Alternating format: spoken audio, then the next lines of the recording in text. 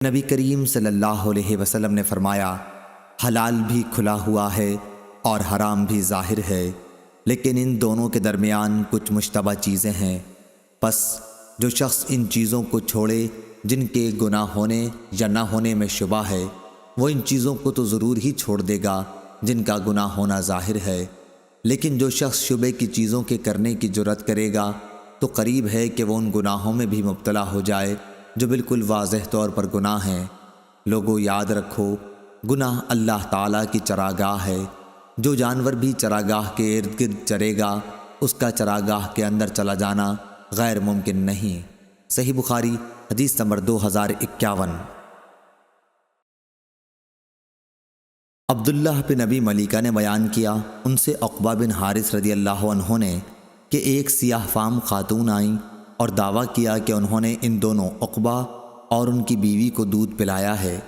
عقبہ نے اس امر کا ذکر رسول اللہ صلی اللہ علیہ وسلم سے کیا تو آپ صلی اللہ علیہ وسلم نے اپنا چہرہ مبارک پھیر لیا اور مسکرا کر فرمایا، اب جب کہ ایک بات کہہ دی گئی تو تم دونوں ایک ساتھ کس طرح رہ سکتے ہو؟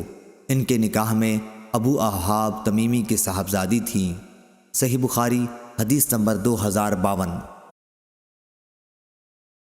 امام مالک رحمہ اللہ نے بیان کیا، ان سے ابن شہاب نے، ان سے عروہ بن زبیر رضی اللہ عنہ نے اور ان سے عائشہ رضی اللہ عنہا نے بیان کیا کہ عتبہ بن ابی وقاص کافر نے اپنے بھائی سعد بن ابی وقاص رضی اللہ عنہ مسلمان کو مرتے وقت وصیت کی تھی کہ زماں کی باندی کا لڑکا میرا ہے، اس لیے اسے تم اپنے قبضے میں لے لینا۔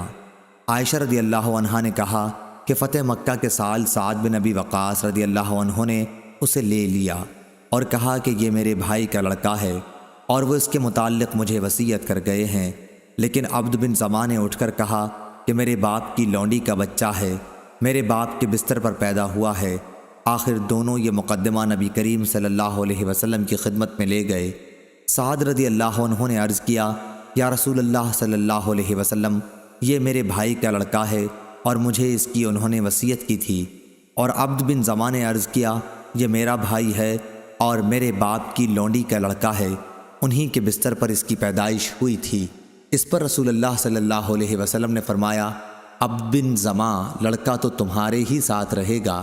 اس کے بعد فرمایا، بچہ اسی کا ہوتا ہے جو جائز شوہر یا مالک ہو، جس کے بستر پر وہ پیدا ہوا ہو، اور حرام کار کے حصے میں پتھروں کی سزا ہے۔ پھر سودا بنت زماں رضی اللہ عنہا سے، جو آن حضرت صلی اللہ علیہ وسلم کی بیوی تھیں، فرمایا کہ اس لڑکے سے پردہ کیا کر، کیونکہ آپ نے عتبہ کی شباہت اس لڑکے میں محسوس کر لی تھی۔ اس کے بعد اس لڑکے نے سودا رضی اللہ عنہا کو کبھی نہ دیکھا، یہاں تک کہ وہ اللہ تعالیٰ سے جا ملا۔ صحیح بخاری حدیث نمبر 2053۔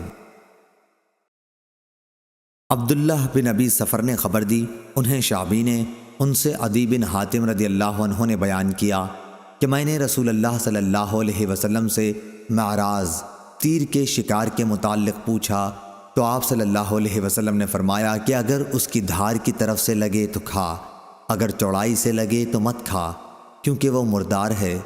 میں نے عرض کیا، یا رسول اللہ صلی اللہ علیہ وسلم، میں اپنا کتا شکار کے لیے چھوڑتا ہوں، بسم اللہ پڑھ لیتا ہوں، پھر اس کے ساتھ مجھے ایک ایسا کتا اور ملتا ہے جس پر میں نے بسم اللہ نہیں پڑھی ہے، میں یہ فیصلہ نہیں کر پاتا کہ دونوں میں کون سے کتے نے شکار پکڑا۔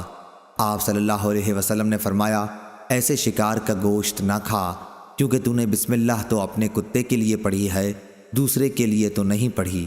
صحیح بخاری حدیث نمبر 2054۔